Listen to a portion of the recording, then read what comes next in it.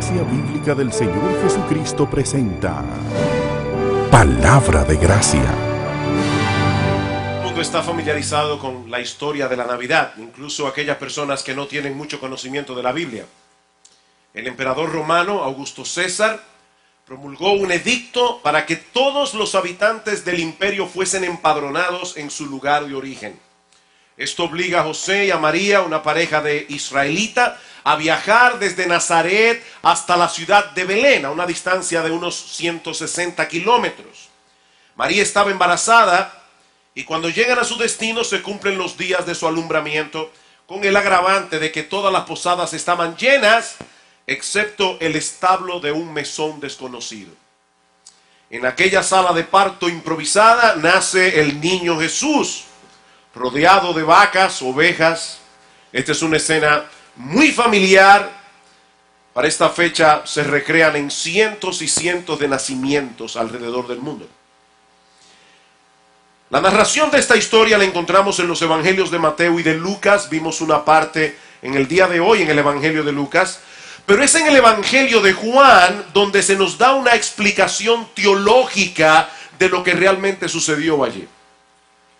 Aquella noche en la aldea de Belén ocurrió el evento más extraordinario, más trascendental, más determinante y más incomprensible de toda la historia humana. Y créanme, yo no estoy multiplicando los adjetivos para que la oración suene bien.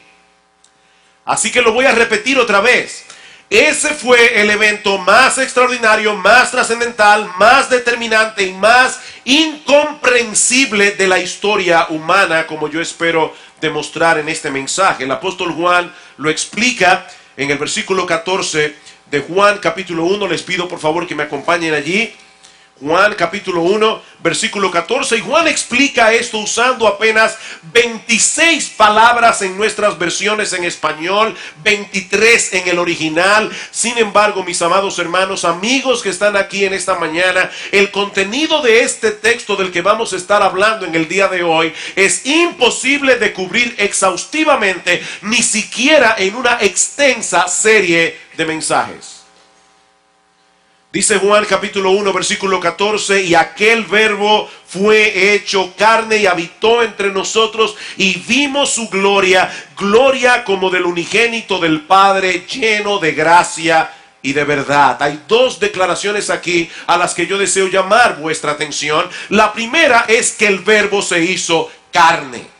Y obviamente él está haciendo referencia al verbo que ha mencionado ya en el versículo 1 al 3. En el principio era el verbo y el verbo era con Dios y el verbo era Dios. Este era en el principio con Dios. Todas las cosas por él fueron hechas y sin él nada de lo que ha sido hecho fue hecho. Es evidente que el apóstol Juan desea llevar la mente de sus lectores a la primera declaración que nosotros encontramos en toda la Biblia, en Génesis capítulo 1, versículo 1, en el principio. ¿Qué pasó en el principio? Que Dios creó los cielos y la tierra, y Dios lo hizo por medio de su palabra, que es la palabra que aparece en Juan 1, la palabra logos. Dios habló, así de simple. Y todas las cosas vinieron a ser, porque la palabra de Dios tiene poder creativo. Dice David en el Salmo 33, versículo 6, que por la palabra de Jehová fueron hechos los cielos y todo el ejército de ellos por el aliento de su boca. Y me encanta cómo lo dice en un capítulo de Job, dice que Dios susurró. Y esto fue lo que salió. Y Job se pregunta, imagínense qué hubiera pasado si Dios hubiera tronado. Este es el aliento de su boca. Esto es el susurro de su voz. Y dice en Hebreos capítulo 4 versículo 12 que la palabra de Dios es viva y eficaz. Por supuesto, si el mundo existe por medio de la palabra de Dios, eso quiere decir que la creación completa no es otra cosa que una revelación de Dios.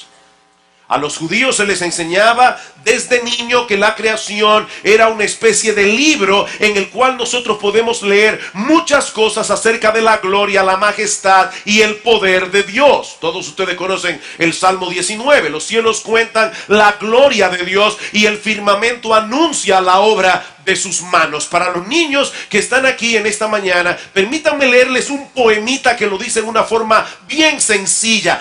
Dios hizo los cielos con voces muy claras y te dio los ojos para que escucharas. Dios hizo los cielos con voces muy claras y te dio los ojos para que escucharas. De manera que lo que Juan nos está diciendo en la introducción de su evangelio es que aquella palabra por medio de la cual Dios creó todo el universo es en realidad una persona. Y no una persona cualquiera. Ese verbo que en el principio estaba con Dios, en perfecta comunión con Dios. De hecho, el texto dice literalmente, él estaba cara a cara con Dios. Ese verbo también era Dios. El misterio de la Trinidad. Un solo Dios que subsiste en tres personas. Dios el Padre, Dios el Hijo y Dios el Espíritu Santo. Cuando todo vino a la existencia, el verbo ya estaba allí, en perfecta comunión con su Padre, actuando como el agente todopoderoso por medio del cual todas las cosas vinieron a ser. Y fue ese verbo el que se hizo carne. Noten, mis hermanos y amigos, que Juan no dice que el verbo se hizo hombre. Él se hizo hombre, pero eso no es lo que el texto dice. Usando el lenguaje más crudo, más llano posible, Juan quiere que nosotros entendamos que la segunda persona de la Trinidad vino a ser parte de la raza humana, haciéndose como uno de nosotros con todo lo que eso implica. Durante 9 meses el verbo, el Dios todopoderoso, creador y sustentador de todo el universo, estuvo en el vientre de la Virgen María, alimentado por medio de su cordón umbilical, desarrollándose como niño en el ambiente de su placenta, exactamente como sucedió contigo y conmigo. Ese verbo, sin el cual nada de lo que ha sido hecho fue hecho, decidió venir al mundo como una criatura dependiente de una joven virgen en Israel. Y cuando finalmente fue dado a luz, mis amados hermanos, él no vino con una aureola alrededor de su cabeza, como se presenta en algunas pinturas religiosas. Jesús era un niño judío común y corriente. Común y corriente. De haber nacido en cualquiera de nuestros hospitales de maternidad, nadie hubiera sido capaz de identificar a Jesús en medio de todos los niños en la sala de maternidad. Yo no sé cuántos de ustedes han escuchado un villancico navideño que dice: la vaca mugiendo despierta al Señor, mas no llora el niño porque es puro amor. Eso no es verdad. Eso no es verdad, mis hermanos. Jesús lloraba como cualquier otro niño. Él tuvo que ser alimentado con leche materna. Hubo que enseñarle a caminar, hubo que enseñarle a hablar, a leer, a escribir. Dice en Lucas capítulo 2, versículo 52, que Jesús creció en sabiduría, en estatura y en gracia para con Dios y los hombres. Como bien ha dicho alguien, aquel que habló y trajo el universo a la existencia tuvo que aprender el alfabeto hebreo y el alfabeto arameo. Él tuvo que aprender a decir papá y mamá, como cualquiera de tus hijos. Niños, déjenme decirle algo. Cuando Jesús jugaba con sus amiguitos, él no siempre ganaba. Él era un niño inmaduro. Él tuvo que madurar como niño. A Jesús se le olvidaban las cosas, igual que a ti, igual que a mí. Jesús tuvo que crecer en el entendimiento de las Escrituras como niño. Hasta que poco a poco comenzó a darse cuenta de que todo lo que estaba escrito en la ley, en los profetas, en los salmos, hablaban acerca de él. Él lo vino a entender después. Que todo lo que la Biblia decía era acerca de su nacimiento, acerca de su muerte en la cruz, acerca de su resurrección. Queridos hermanos, si nosotros queremos entender la magnitud del evento ocurrido en la primera Navidad, no podemos idealizar la humanidad de Jesús. Aquella noche en Belén, Dios se hizo hombre. Un hombre como tú y como yo, y todo eso sin dejar de ser Dios. Mira, mi amado hermano, amigo que estás aquí en esta mañana, cuando llegues a tu casa hoy, mírate al espejo. Mírate al espejo y piensa que Jesús no era muy diferente a ti. Él tenía 2 ojos, una nariz, una boca, 2 orejas, poros en la piel. Se cansaba igual que tú, sentía hambre igual que tú, le dolía el rechazo y el maltrato y la soledad igual que a ti. Ese era Jesús. Él se identificó plenamente con nuestra humanidad. Él se hizo carne, excepto que él nunca pecó. El Verbo se hizo carne. Pero Juan nos dice también en segundo lugar que habitó entre nosotros. Y esa es mi segunda declaración que quiero notar en el texto. Él se hizo carne y habitó entre nosotros. Ahora, el significado real de esta expresión es mucho más amplio y profundo que el que nosotros entendemos en nuestro idioma. La palabra habitar, según el diccionario de la Real Academia, significa simplemente vivir o morar en algún lugar. De manera que cuando nosotros leemos en nuestras versiones de la Biblia, en español, que el Verbo se hizo carne y habitó entre nosotros, podemos asumir que todo lo que Juan está diciendo en el texto es que él cambió de residencia. O sea, Jesús estaba en los cielos, pero él cambió su residencia hacia la tierra. Él vivió aquí en la tierra por 33 años. Y aunque esa es una idea sobrecogedora en sí misma, que el Dios de gloria haya condescendido a habitar en este mundo como uno de nosotros, lo que este texto dice en realidad, mis amados hermanos, es mucho más sobrecogedor. La palabra que Juan usa en nuestro texto no es la que usualmente se usaba en el idioma griego para referirse al lugar donde una persona vivía. Es una palabra muy peculiar que significa montar la tienda de campaña. Lo que este texto dice literalmente es que el Verbo puso su tabernáculo entre nosotros. Eso es lo que el texto dice. El Verbo se hizo carne y montó su tienda de campaña aquí. El Verbo se hizo carne y puso su tabernáculo aquí. De hecho, es interesante notar que la palabra griega para morar es muy parecida a la palabra hebrea que se usa en el Antiguo Testamento para referirse al tabernáculo de reunión en el que Dios descendía para tener comunión con su pueblo antes de la construcción del templo. Así que el apóstol Juan está haciendo aquí un juego de palabras, está tratando de hacernos entender el verdadero significado de la encarnación del Verbo de Dios, relacionando la Navidad, aquella primera Navidad, con lo que sucedía en el tabernáculo de reunión en el Antiguo Testamento. Acompáñenme un momento al libro de Éxodo. Éxodo capítulo 25, los versículos 8 al 9. Esa es la primera vez que Dios menciona a los israelitas en el desierto la necesidad de construir el tabernáculo. Dice en Éxodo 25, y harán un santuario para mí y habitaré en medio de ellos conforme a todo lo que yo te muestre, el diseño del tabernáculo y el diseño de todos sus utensilios, así lo haréis. A partir de ese momento y casi hasta el final del capítulo 40 del libro de Éxodo, lo que encontramos allí es una descripción detallada del diseño y construcción de ese santuario de Dios.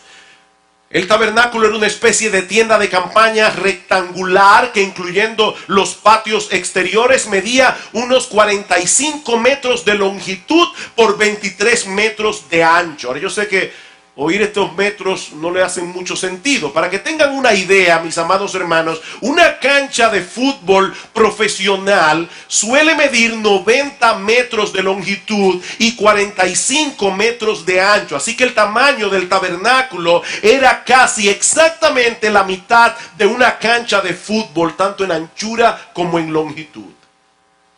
El tabernáculo estaba rodeado por un atrio exterior, una especie de patio, en donde el sacerdote se purificaba a sí mismo con agua y ofrecía los sacrificios exigidos en la ley de Moisés para el perdón de los pecados. Ya dentro de la tienda, el primer espacio con el que el sacerdote se encontraba era el lugar santo, donde estaba el candelabro de oro de 7 brazos o menorá, la mesa de los panes de la proposición y el altar donde se quemaba el incienso. Y dividido por un velo grueso de cuero sólido, se dice que si una persona se subía en el velo del templo con una espada desde arriba, no podía rasgar ese velo. Y ese fue el velo que se rasgó cuando Cristo murió en la cruz del Calvario. Era un cuero sólido que dividía el lugar santo del lugar santísimo, donde se encontraba el arca del pacto que contenía las tablas de la ley de Dios. Allí solo podía entrar el sumo sacerdote una vez al año, en el día de la expiación o en el día del Yom Kippur, cuando los pecados del pueblo eran expiados o temporalmente removidos. De manera que el tabernáculo era el lugar donde el pueblo de Israel se encontraba con Dios. Hermanos, vayan asociando Juan 1:14. El tabernáculo era el lugar donde el pueblo de Israel se encontraba con Dios. Era el lugar donde Dios se revelaba al pueblo y era el lugar donde los pecados del pueblo eran expiados. Unos capítulos más adelante, en Éxodo capítulo 29, versículo 42, Dios le dice al pueblo que Él se encontraría con ellos en el tabernáculo y dice, para hablaros allí. Éxodo 29, 42. Allí me reuniré con los hijos de Israel y el lugar será santificado con mi gloria. Y santificaré el tabernáculo de reunión y el altar. Santificaré asimismo a Aarón y a sus hijos para que sean mis sacerdotes y habitaré entre los hijos de Israel y seré su Dios. Y conocerán que yo soy Jehová su Dios, que los saqué de la tierra de Egipto para habitar en medio de ellos, yo Jehová su Dios. Así que el tabernáculo era un lugar de reunión, un lugar de revelación y un lugar de propiciación. Ese era el lugar donde la justicia de Dios era temporalmente satisfecha por todos los sacrificios prescritos en la ley de Moisés por los pecados del pueblo. Ahora, no debemos perder de vista que el centro de todo esto era la morada de Dios en medio de ellos. Dios hizo todo eso porque Él quiere tener comunión con su pueblo.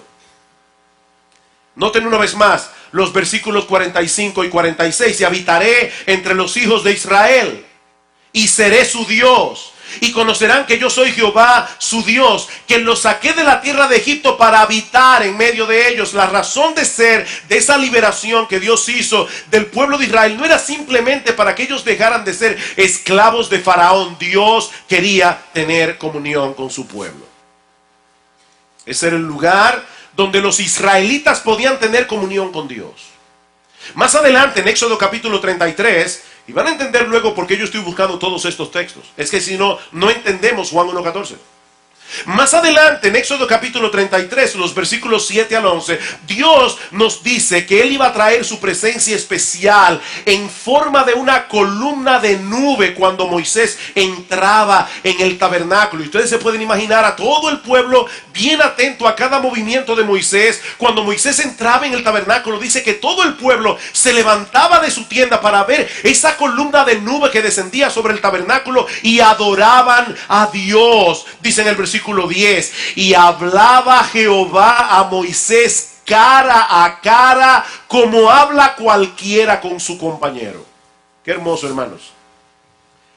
El Dios de los cielos descendía sobre el tabernáculo y hablaba con Moisés cara a cara, como habla cualquiera con su compañero. Pero ahora noten un detalle más en Éxodo 40, al final del capítulo. Cuando la construcción del tabernáculo fue concluida, ¿qué sucedió? La gloria de Dios descendió, y ya no como antes, que era solamente cuando Moisés entraba.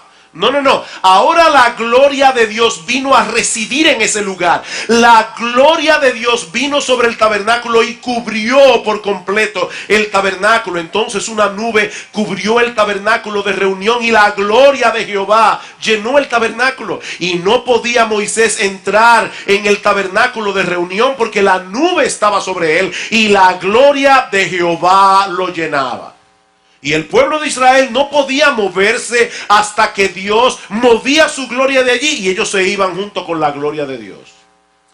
Así que mis hermanos, el tabernáculo era la representación visible del anhelo de Dios de tener comunión con su pueblo. Voy a repetir eso otra vez. El tabernáculo era la representación visible del anhelo de Dios de tener comunión con su pueblo. Él es un Dios santo, Él es un Dios perfectamente justo. Nosotros somos pecadores, nosotros no podemos acercarnos a Dios, pero Él hizo provisión para poder estar en medio de su pueblo sin pasar por alto su justicia.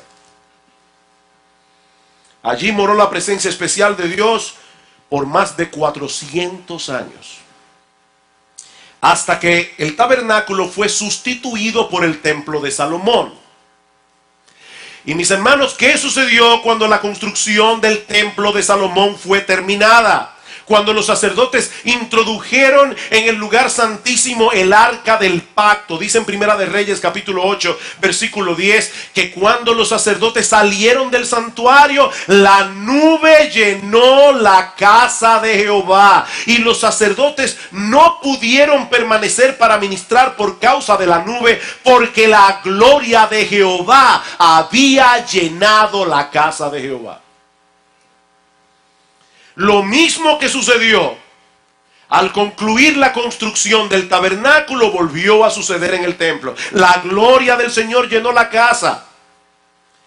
Y allí continuó Dios manifestando su presencia especial en medio de su pueblo por cientos de años, hasta que Dios entregó al pueblo de Israel en mano de los babilonios por causa de sus pecados, alrededor del año 600 antes de Cristo. En el capítulo 36 del segundo libro de Crónicas, no lo busquen, pero nosotros encontramos allí el relato de ese evento histórico. Ahora es el profeta Ezequiel el que nos da una explicación teológica de lo que realmente sucedió durante la cautividad babilónica.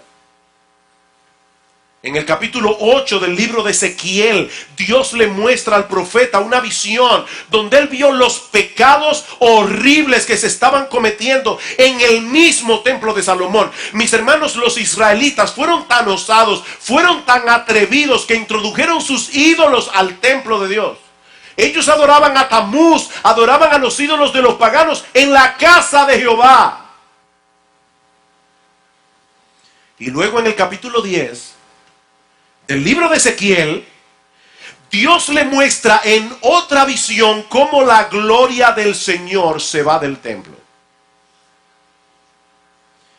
La ciudad de Jerusalén fue destruida por los babilonios juntamente con el templo. Y por otros 600 años el pueblo de Israel no volvió a tener la bendición de disfrutar de la gloria de Dios morando en medio de ellos hasta que llegó la primera Navidad. 600 años sin poder disfrutar la bendición de tener entre ellos la gloria de Dios, hasta aquella primera Navidad en que el Verbo se hizo carne y armó su tabernáculo en medio de ellos. En ese bebé indefenso, acostado en un pesebre maloliente, rodeado de animales, estaba el tabernáculo definitivo en el que Dios habría de encontrarse con su pueblo. Pablo dice en Colosenses capítulo 2 versículo 9 que en Cristo habita corporalmente toda la plenitud de la deidad. Él es el tabernáculo de Dios. Por eso ese niño se llama Emanuel, como dice en Mateo capítulo 1 versículo 23. Y el mismo Mateo aclara que traducido es Dios con nosotros. Él es Emanuel. Ven, mis hermanos, ¿por qué decíamos al inicio de este mensaje que ese fue el evento más extraordinario, más trascendental, más determinante y más incomprensible de toda la historia humana? El Verbo se hizo carne y habitó entre nosotros. Y vimos su gloria, dice Juan. Tal como sucedió en el tabernáculo, tal como sucedió en el templo del Antiguo Testamento. Queridos hermanos, ese es el verdadero significado de la Navidad. El Dios de gloria se hizo presente en medio de nosotros por medio de su Hijo. El Dios de gloria. Nuestro Señor Jesucristo no es una manifestación adicional de la gloria de Dios. No, Él es el resplandor de su gloria, como dice en Hebreos capítulo 1, versículo 3. Él es el lugar de reunión donde ahora los hombres se encuentran con Dios. Él es el altar donde nuestros pecados son expiados para que nosotros podamos disfrutar de una plena, íntima, dulce, deleitosa comunión con el Dios tres veces santo. Él es la más plena revelación de Dios, como sigue diciendo Juan en los versículos 17 y 18. Pues la ley por medio de Moisés fue dada, pero la gracia y la verdad vinieron por medio de Jesucristo. Y esta es la primera vez en el pasaje que Juan identifica explícitamente al verbo con Jesús. La ley por medio de Moisés fue dada, la gracia y la verdad vinieron por medio de Jesucristo. A Dios nadie le vio jamás. El unigénito Hijo, Jesucristo, que está en el seno del Padre, Él le ha dado a conocer. Me encanta como lo dice el autor de la carta a los Hebreos. Dice que en los postreros días Dios nos habló de muchas maneras, de diferentes formas a los padres por medio de los profetas, pero en estos postreros días nos ha hablado por el Hijo. ¿Saben lo que dice ese texto literalmente, hermanos? En el texto original dice que Dios nos ha hablado en Hijo. ¿Ustedes han visto esas personas que dicen, fulano de tal se expresa mejor en inglés, o fulano de tal se expresa mejor en español? Bueno, Dios, como Él habla mejor, es en Hijo. Ese es un lenguaje más pleno. Dios habla claramente en Hijo. Él es la plena revelación de Dios el Padre. Nadie puede conocer verdaderamente a Dios. Nadie, absolutamente nadie puede conocer verdaderamente a Dios si no es a través de Jesucristo. Él es la revelación completa y definitiva de Dios. Él es el único intermediario por medio del cual podemos acercarnos a Dios. Yo soy el camino y la verdad y la vida, dice el Señor en Juan 14:6. Nadie, absolutamente nadie viene al Padre sino por mí. Es imposible. Sí, seguramente fue fascinante para los judíos en el Antiguo Testamento ver la gloria de Dios. ¿Ustedes se imaginan, niños que están aquí, que cuando Moisés entraba en esa tienda, de repente venía una nube desde el cielo y se posaba sobre el tabernáculo? Aquello definitivamente tiene que haber sido fascinante. Pero no hay comparación alguna con la gloria de Dios manifestada en Jesús. No hay comparación. Él es el unigénito del Padre, dice Juan. Él es el Hijo incomparable. Él es único en su clase. Eso es lo que significa la palabra unigénito. Él es nada más y nada menos que el Dios encarnado. Él es el creador y sustentador del universo, que por amor a nosotros se hizo hombre para sustituirnos en la cruz del Calvario. No es lo mismo contemplar una columna de nube y de fuego que contemplar a Jesús. No es lo mismo. Esa nube no puede revelarnos como Cristo nos revela el carácter del Padre. Esa nube no puede revelarnos como Jesús revela el amor de Dios, la bondad de Dios, la compasión de Dios, la misericordia de Dios, la sublime y bendita gracia de Dios. Jesús es la imagen visible del Dios invisible. Es por eso que cuando Felipe le dice en Juan 14, Señor, yo solo tengo una petición, muéstranos al Padre y nos basta. Y el Señor le responde, hace tanto tiempo que estoy con vosotros, Felipe, y tú me estás preguntando eso. El que me ha visto a mí, ha visto al Padre. El que me ha visto a mí, ha visto al Padre. Es en Jesús y solo en Jesús donde podemos conocer al único Dios vivo y verdadero. Es en Jesús y solo en Jesús donde podemos tener comunión con Dios. Queridos hermanos, nosotros debemos pedirle a Dios en oración que renueve nuestro sentido de asombro. Hay un punto en el que nosotros vamos perdiendo la capacidad de asombrarnos. Y nosotros debemos pedirle a Dios que sensibilice nuestro corazón, que renueve nuestro sentido de asombro al pensar en el milagro de la Navidad. De hecho, es interesante notar que la palabra que se traduce ver en el capítulo 1 de Juan, versículo 14, y vimos su gloria, es una palabra sumamente interesante en griego. De hecho, es la palabra de donde proviene nuestra palabra teatro en español. Es una palabra que significa contemplar intensamente. Un comentarista lo dice mejor. Él dice que esa palabra da la idea de contemplar con el propósito de satisfacer los ojos. ¿Oyeron eso?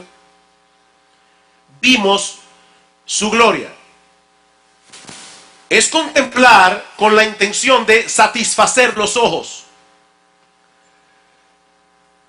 Queridos hermanos, en todo el universo, no existe nada más grandioso, no existe nada más extraordinario, no hay ninguna otra cosa más digna de admiración, no hay ninguna otra cosa más digna de asombro que el Dios que se hace hombre para reconciliarse con el hombre. No lo hay, no lo hay.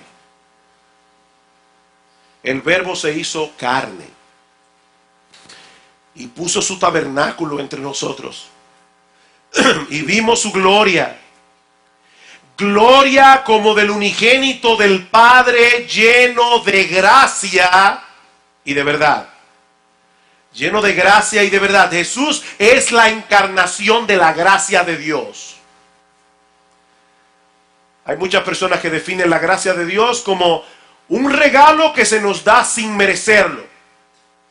No, eso no es gracia. Eso no es gracia, eso es misericordia. La gracia de Dios es lo que se nos da cuando nosotros merecemos exactamente todo lo contrario. No es solamente que nosotros no merecíamos el cielo, es que nosotros merecíamos el infierno. No es solamente que nosotros no merecíamos la compasión de Dios, es que nosotros merecíamos su castigo. Pero Dios decidió tratarnos con gracia. ¿Y saben quién es la encarnación de la gracia de Dios? Jesucristo. Jesucristo, dice Juan en el versículo 16, de su plenitud, porque toda la plenitud de ese Dios de gracia habitaba en Jesús, y de esa plenitud nosotros tomamos todo gracia sobre gracia. Y la idea es una ola de gracia tras otra ola de gracia, tras otra ola de gracia. No bien nosotros hemos dejado de disfrutar de la gracia de Dios cuando ya viene otro aluvión de la gracia divina. Esa es la bendición que disfrutamos todos aquellos que estamos en Cristo. Mis hermanos, la gracia de Dios nos rodea, la gracia de Dios nos sustenta. En ningún momento nosotros estamos desamparados de Dios. ¿Saben por qué? Porque nosotros estamos resguardados en el lugar santísimo de aquel que puso su tabernáculo entre nosotros. Estamos en el lugar santísimo de Dios porque estamos en Cristo.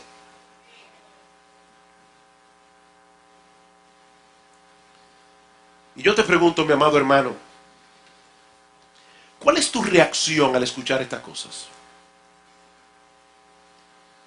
Sí, cantábamos Santa la noche, hermosa las estrellas, la noche cuando nació el Salvador. ¿Cuál es tu reacción? Y miren, mi hermano, déjame decirles algo. La pregunta que les estoy haciendo, créanme delante de Dios que yo me la hice a mí mismo. ¿Te asombra todavía que el Verbo se haya hecho carne? ¿Te asombra?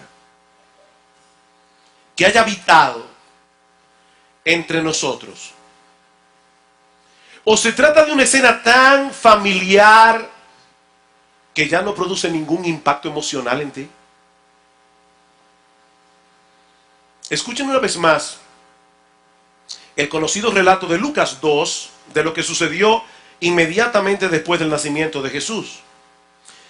Dice en el versículo 8 que había pastores en la misma región que velaban y guardaban las vigilias de la noche sobre su rebaño, y he aquí se les presentó un ángel del Señor y la gloria del Señor les rodeó de resplandor y tuvieron gran temor. Pero el ángel les dijo: no temáis, porque he aquí os doy nuevas de gran gozo, que será para todo el pueblo, que os ha nacido hoy en la ciudad de David un Salvador, que es Cristo el Señor. ¿Tú escuchaste eso, mi hermano? Nuevas de gran gozo.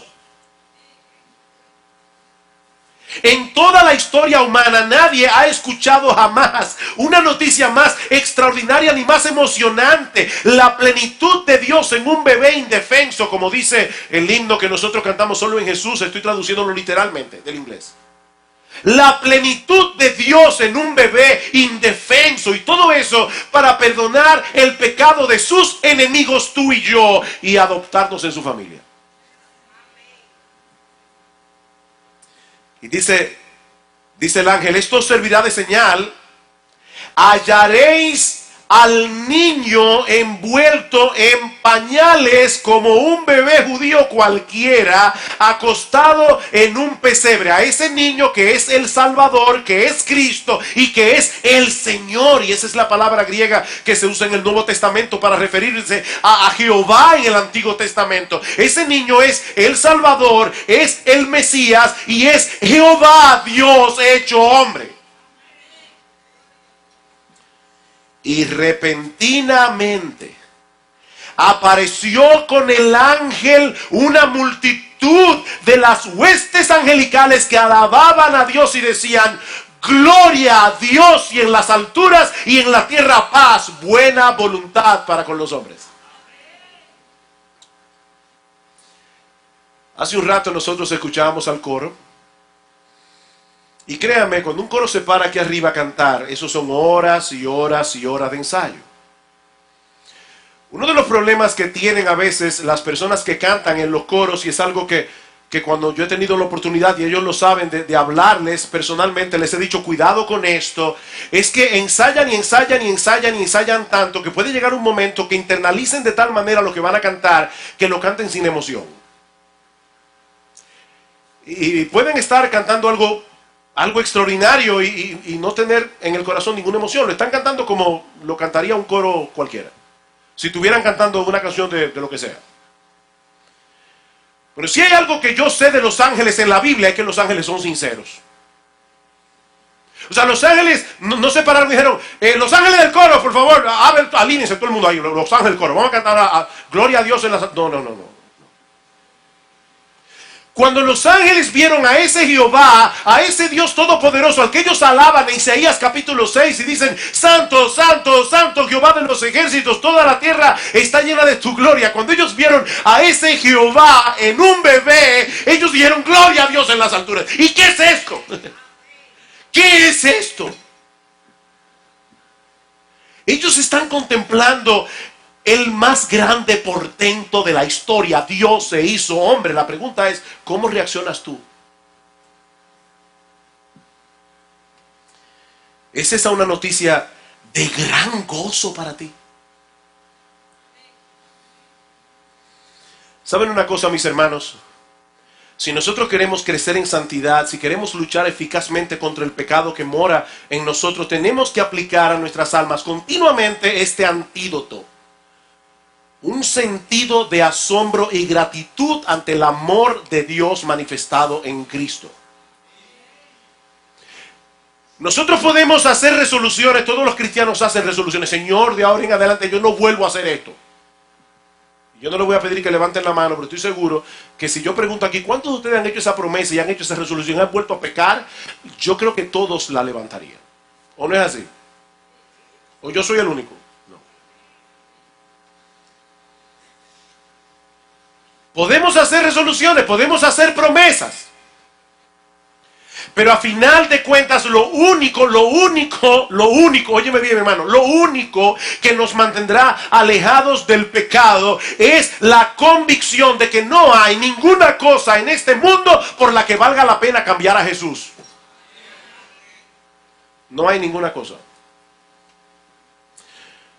Por otra parte, la escena de la Navidad es un poderoso incentivo para el servicio humilde y sacrificial de los creyentes.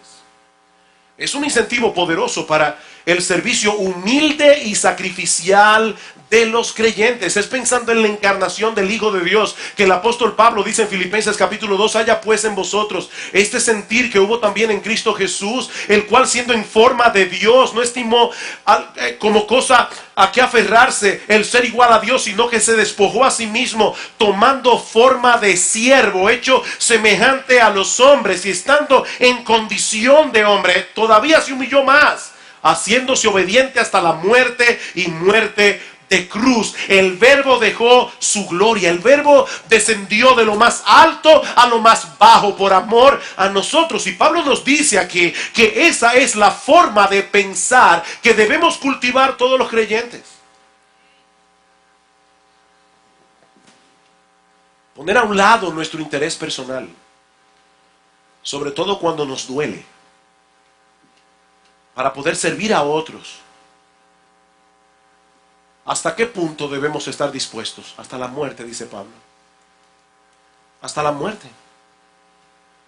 Mis hermanos, la Navidad no es un evento que debemos recordar en esta época del año. La Navidad es una verdad trascendente y gloriosa que debe impactar profundamente nuestro cristianismo práctico a lo largo de toda nuestra vida.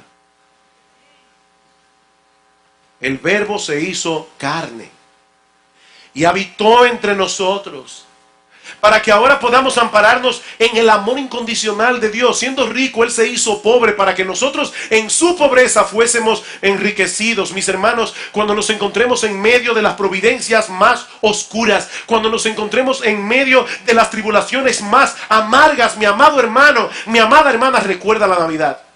Recuerda la Navidad. Dios te amó y Dios te ama hasta ese punto. Hasta ese punto. Desde antes de la fundación del mundo, Dios te escogió para amarte. Dios te escogió para amarte. Dios te escogió para adoptarte como hijos, aún a sabiendas del alto precio que Él tendría que pagar por esa elección. Eso fue una elección costosa para Dios. ¿Qué dice Pablo? ¿Qué pues diremos? Si Dios es por nosotros, ¿quién contra nosotros? El que no escatimó a su propio Hijo, sino que lo entregó por todos nosotros, ¿cómo no nos dará también con Él todas las cosas?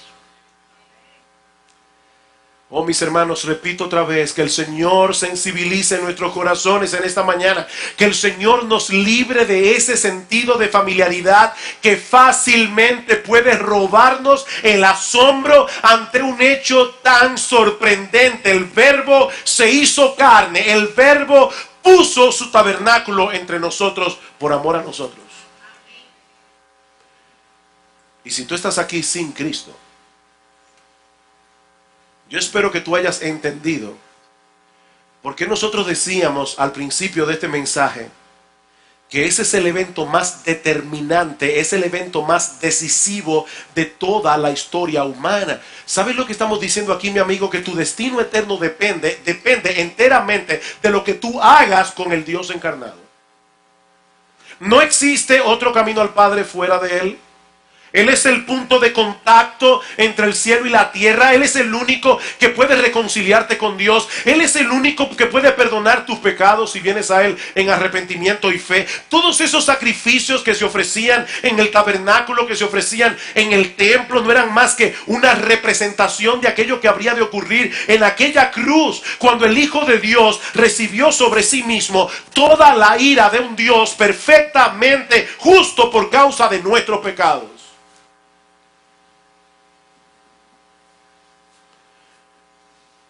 Mi amigo, no te vayas de este lugar sin hacer la paz con Dios.